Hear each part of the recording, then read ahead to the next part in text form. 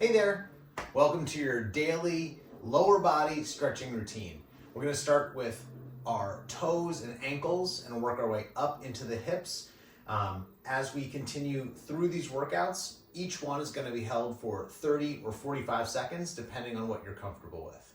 So when I hold the pose, just for time, I want you to pause this video, set your timer on your watch, egg timer, whatever you can do, and restart the video once you're finished with those instructed rounds. So we'll generally do 2 rounds of everything. There might be a few exceptions here, but we're going to start out in a kneeling position with the toes under the hips. Now remember, find your progression that you could be comfortable in for 30 seconds. Maybe that progression is more like here, maybe it's more like here. Leaning all the way back is going to be harder and load the toes more heavily. Please make sure that your knees are as closed as you functionally can get them. Again, you're not allowed to feel pain. Hold this position for 30 seconds, pause the video here, and then we'll be continuing on. After that 30 seconds is up, we're going to point the toes. So sitting on the laces of the foot, standing up nice and tall if you're comfortable with that. If this is too much, always feel free to lean forward onto those hands, okay? So again, 30 seconds, pause the video here, hold, and we're gonna repeat that 2 times total. So toes under 30 seconds, toes pointed 30 seconds, and repeat. Toes under 30 seconds, toes pointed 30 seconds. And then we're gonna move on to the slant board. If you don't have a slant board, you can put some dumbbells on the ground under your toes. You could roll up your yoga mat or what have you. We want to get to about a 30-degree incline, toes up, heels down. I'm going to be using this wood here and my step-up box.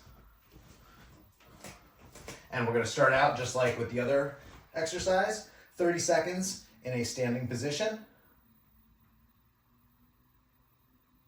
And then we're going to go for 30 seconds in a bent over position.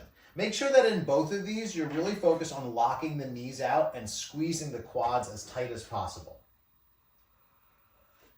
Now, if this is feeling pretty easy and good, there's 2 things you can do to make it harder. The first one is just to lean forward.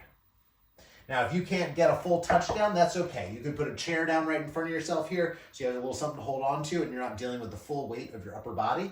I'm going to hold on here. That's comfortable for me. To make things more difficult, leaning forward. Or when you come into your forward bend, keep your shoulders back, keep your hips high, squeeze the legs out, and keep that lever position. This is really intense for me. So again, holding for 30 seconds here, legs locked out, glutes squeezed, finding that stretch in the back of the knee and in the calf. And then 30 seconds in this bent over position. Whatever orientation, whatever version of it feels best for you, try and experiment with all of them. Figure out what feels really nice for you.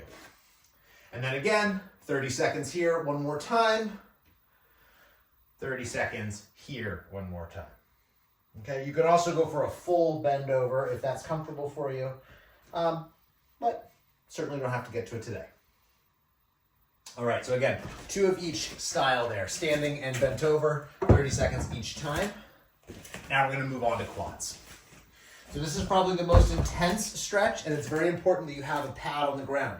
This might look like some fancy wood flooring. It is not. This is foam.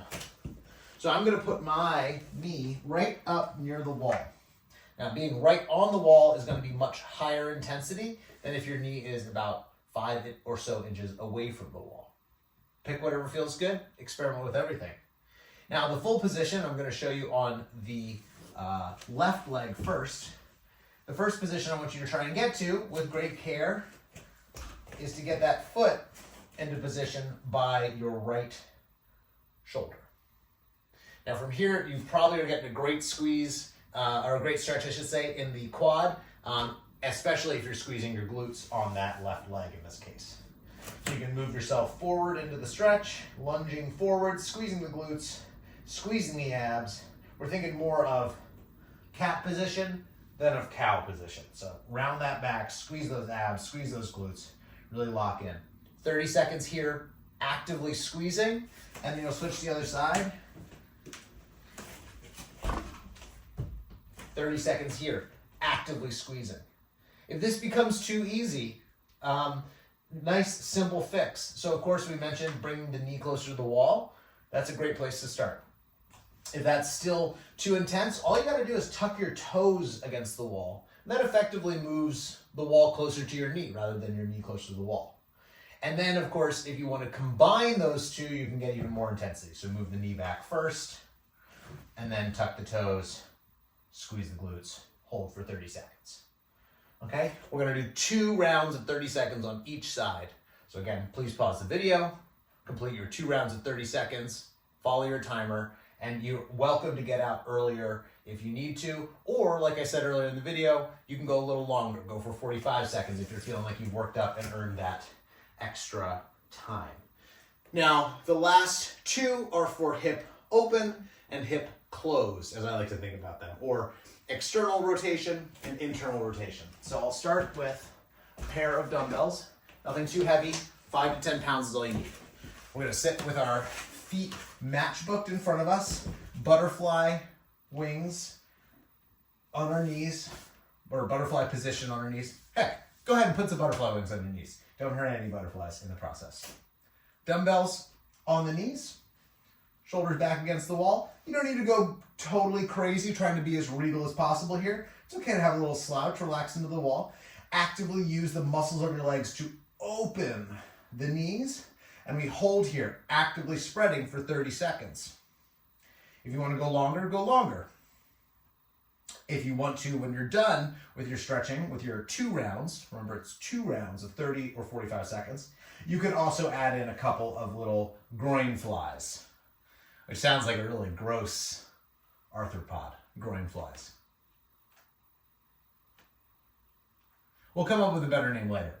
But for now, you can add in a little internal work on that inner thigh, lifting these dumbbells up. Check it out. If it feels uncomfortable, you don't have to get to it right now or even this year. Take your time, make sure everything's feeling good. Last stretch. So the final stretch we're getting to starts at what I call the flappy beach pose, sitting with my hips about 90-degree angles at the groin, 90-degree angles at the knee, and 90-degree angles again at the ankle. I'm gonna put my hands behind myself and turn one knee in this case my right knee.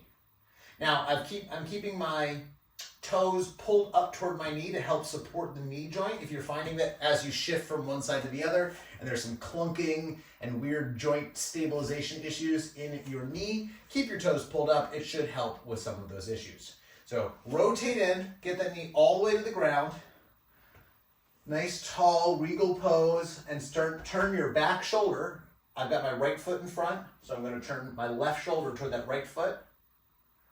And you're going to feel a great stretch in this hip.